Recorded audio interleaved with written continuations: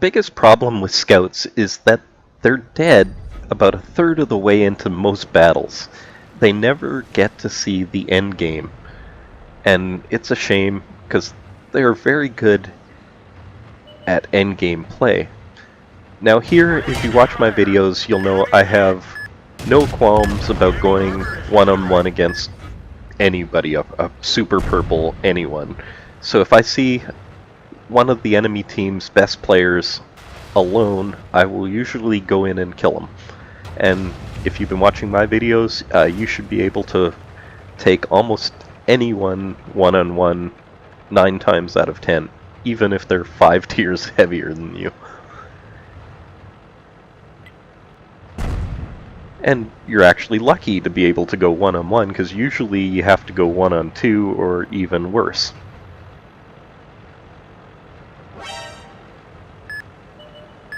And actually, if you watch my videos, you probably won't be too worried about going 1-on-2, or, like in this case, 1-on-3. As always, we circle a tank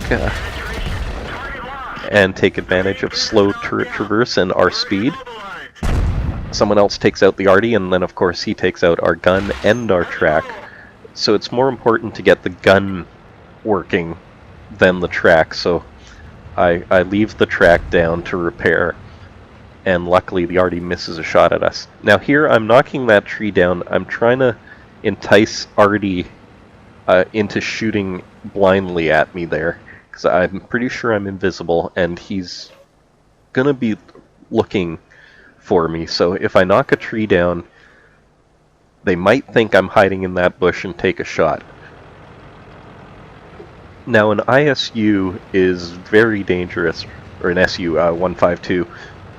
It can easily one-shot me here, so and he's going to be pointed right at me, so I'm not going to go straight at him.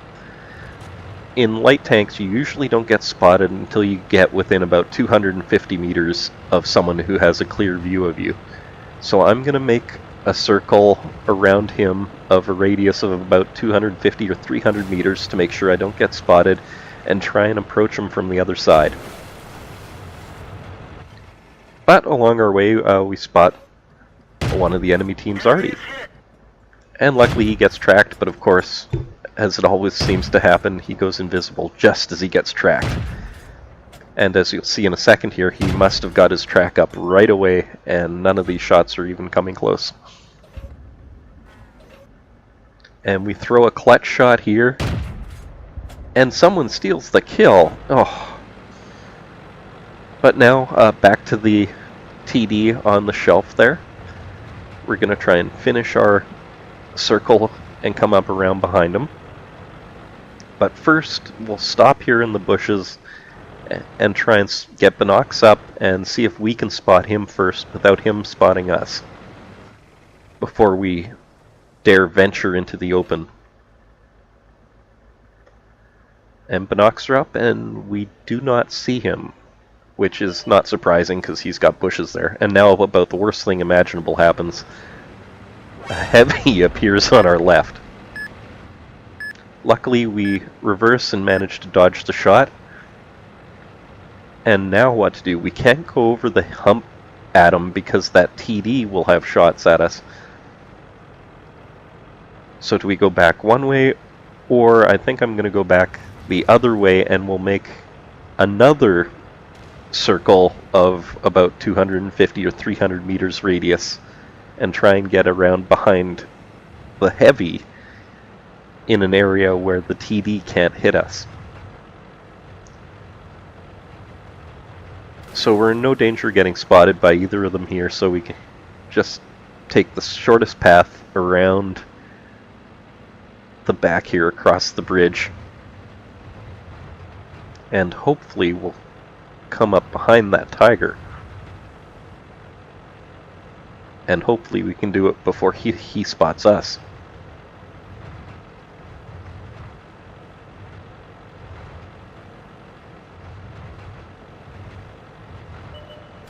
And we spot him, and it doesn't look like he spots us, so we stay try and inch our way up over the hump here until we spot him where he can't spot us, where we're still covered by this grass. And we get an extremely low roll there, and it leaves him with 1 hit point, but luckily we finish him off with the next shot.